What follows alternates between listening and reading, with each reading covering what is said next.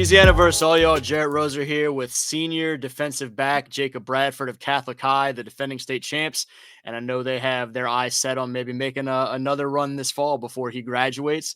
He's a Houston commitment as of this summer, an LSU target as of about a month ago, I guess. And so we've got an awful lot to talk about over your off season and as we approach this fast approaching senior season. Jacob, appreciate you taking some time, man. Chop it up a little bit. How are you? Yes, sir. Thank you for having me.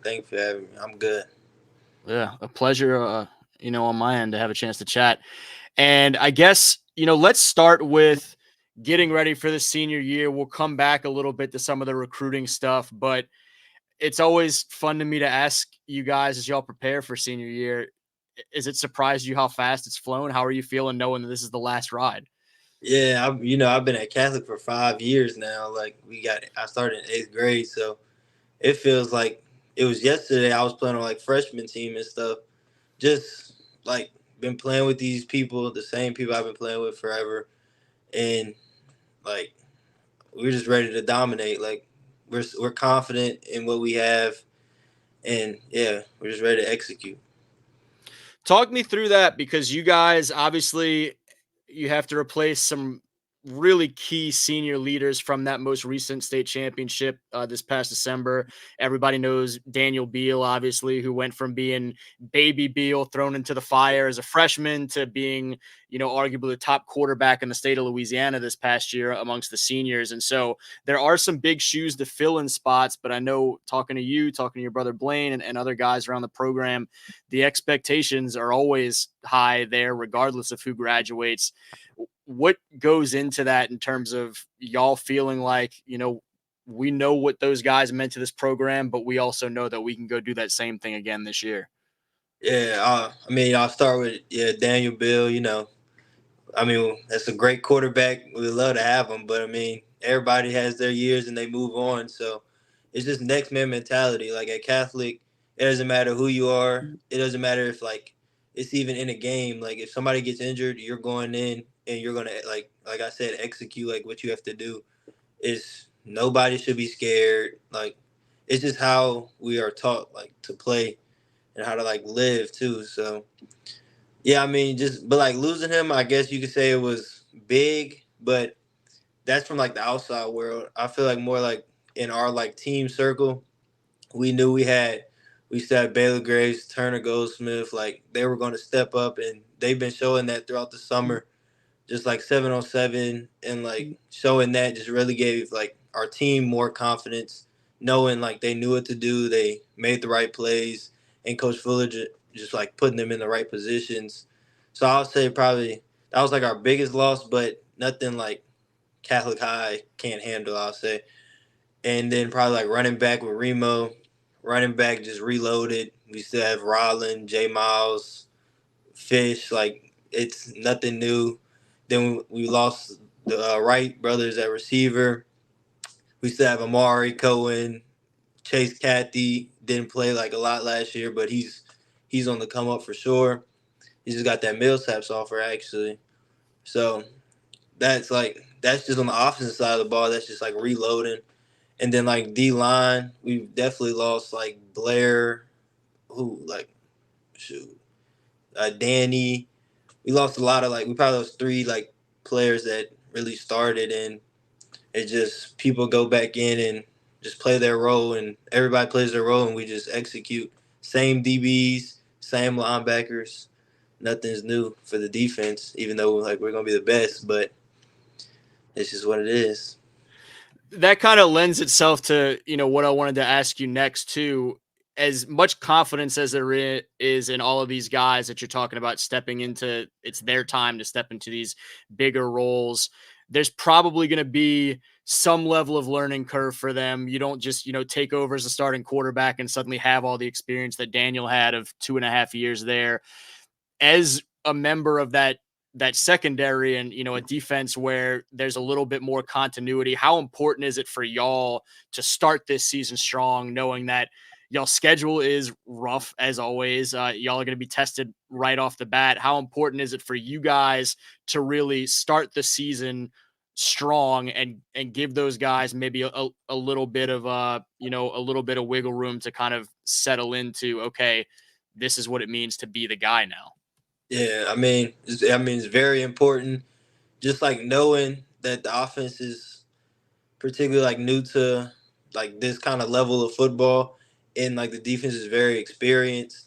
So I feel like we all kind of know like in the back of our head like we have to just be on our A game every day just so we can make the quarterback comfortable, make everybody comfortable on the offensive side of the ball. And if we do our part, they do their part. Like I don't see anybody beating us just like coming into the season.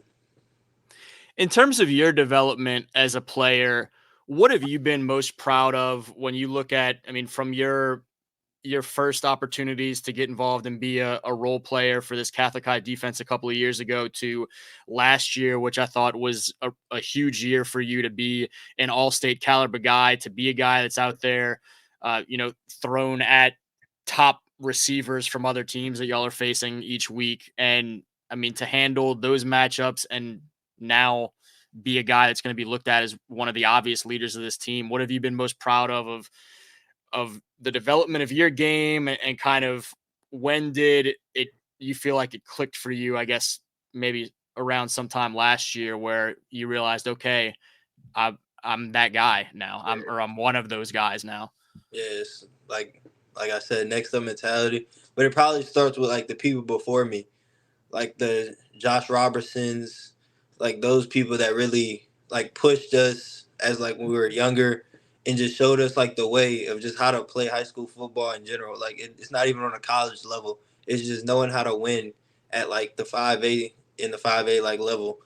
So I'll start with like just them being like good leaders and showing us not just me but my brother, Caden Jones, like everybody that's there right now. Just it's like we kind of already knew what we were doing before we started because it's just how they taught us and how we watched them play. Like they play fast and physical, and then me stepping into that role, like actually, it probably like from scout team having to guard Shelton Daniel, all those like Trey Benson, all those kids, like it's just like that's the hardest thing to do, and that's why you go to Catholic to play with and against the best. Like, and then it's not easy. So when I do that at scout team when I was little, it just when I got older and I got better, it was just like it was like nothing. Let's talk about some of the college stuff too. You committed toward the end of June to Houston, had some other great options from around the country. What stood out so much about that program and what Coach Fritz and company are trying to build out there? They've recruited and had more success recruiting Louisiana in this 2025 cycle right now than I think the Cougars have ever really recruited. When you look at the number of you guys that are committed right now, as well as the quality of you guys that are committed right now, what did Coach Fritz and those guys do so well that you feel like kind of showed you their vision, or made you feel comfortable that that was a great fit for you?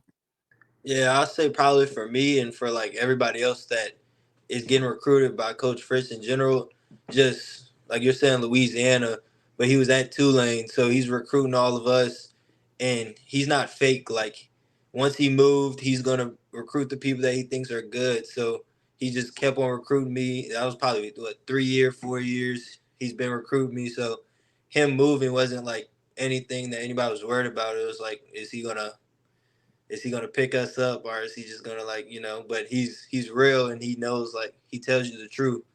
So it's really nothing like different about it or anything. It's just I mean he just knows what he's doing. He's there, like the staff around him is like really good. And then like Houston, like let alone with other schools, but Houston's like really, I don't know how to explain it. Like it's in the city, so like the resources around it are like very good. Like you're not gonna just learn football. You're gonna have resources outside of football that can help you in like your life after football, which is like what I really like. Then like the school wise, like the culture, and just like knowing most of the staff already, like what their mindset is. Like it just I like it. So How much are you guys, the Louisiana guys, talking, I guess, what's the level of consistency there with you, Rashad Sterling from Lutcher, DK Mays, obviously from, right up the road at Central, and then Kyle Johnson from Bunkie, a guy that I don't remember if I don't think y'all were on the same flow team this spring. I think he was with the first group and then you came for the second one. But how much are you guys all getting a chance to know each other and stay in touch and talk about the opportunity that y'all see to play together at the next level? Yeah, we have like our little group chat, and we like talk every once in a while. We kind of, season starting, we kind of doing our own little thing. But DK right up the road, that's probably one of the ones I'm like closer with. And we play them like what, week 6, week 7, something like that. So it was like friendly. We like, but yeah, I'll probably say like we have good relationship. I have a good relationship with all of them, and we're just building that before we go on. So we're already ready when we get to college, and we already have somebody we kind of know, so we feel more comfortable.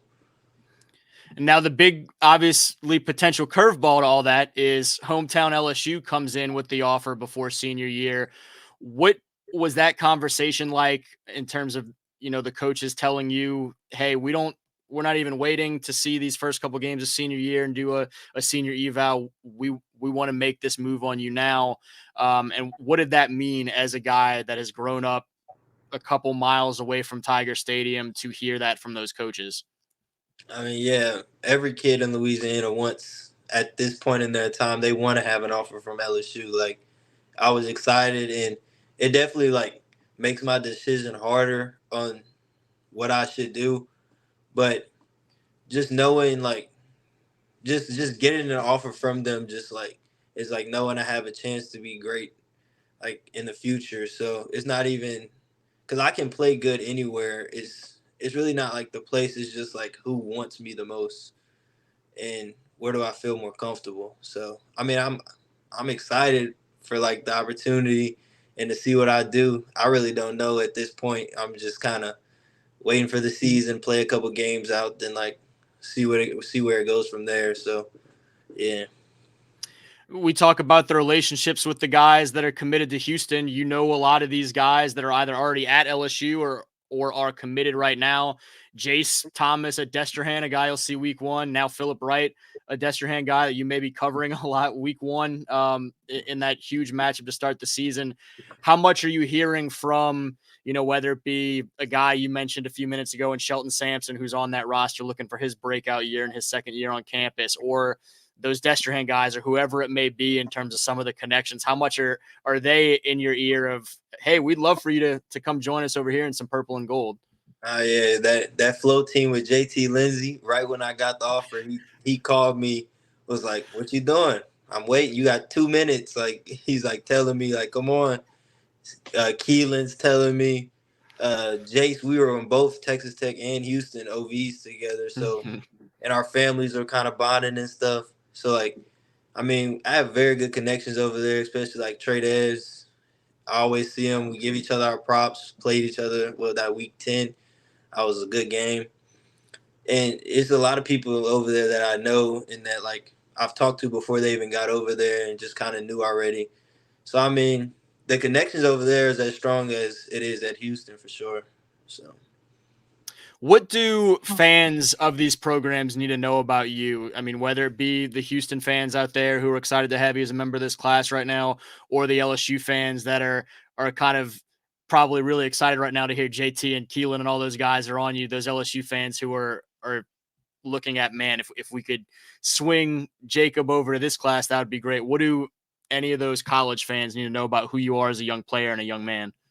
yeah, I'll say like I bring energy. Like I'm gonna give the people what they want to see. I'm gonna give them a show, especially at like the DB position. Like you can't just be quiet sitting there. Like you gotta talk a little smack and give the people what they want to see so they go to the games. But I feel like people just need to know like I'm I'm kind of hardy, but at the same time, when it gets on the field, like I'm not me. Like I'm different when it gets on the field. But yeah, that's about it. And we didn't talk much about him. We mentioned him some with sort of the team outlook, but your brother Blaine is obviously another fantastic member of that secondary you guys have. He's a 2026 prospect. How much whether as kids or more recently, did you guys talk about the potential to play together, not just the high school level, but possibly at the college level? I mean, I'm sure you'll say that's not a determining factor. You guys have gotten comfortable with the idea of playing in different places if that's the right fits for y'all. But how much have y'all talked about that throughout y'all's process growing up, and how cool could that be if that ends up being the way it falls? I mean, yeah, I mean, it's just like we didn't even know it was gonna get to this point of like us both getting recruited and stuff. So we kind of weren't even expecting it. But like when it started happening, we're getting questions like, "Are we gonna play together? Are y'all gonna stay together and stuff?" And we're just like, we know as much as they do. Like I don't know, because we don't like. I mean, we talk about it, but it's not like we're giving each other like the full just because you don't want anybody to really know like what you kind of have going on. But yeah, I mean, it'll be fun. But I mean, it's my brother. Wherever he goes, wherever I go, we gonna support each other either way. So yeah, No doubt. And as I mentioned, this season is fast approaching. I'll probably see y'all, if not sooner, in that week one matchup against Destrehan, two teams that both hope to be potential state champions at the end of this year. And so, Jacob, I know you guys are getting ready for scrimmage right now. Appreciate you taking some time and chatting about the all of it, man. The big picture of last year of high school and the college stuff. Thanks. yes sir. Thank you for having me. My pleasure, man. Again, he's Jacob Bradford, standout senior defensive back for those Catholic High Bears, trying to go win another state championship before he and that 2025 class heads out. He's committed to Houston right now. LSU trying to make it real difficult for him down the stretch, though. And for Louisiana versus all y'all, Jarrett Roser.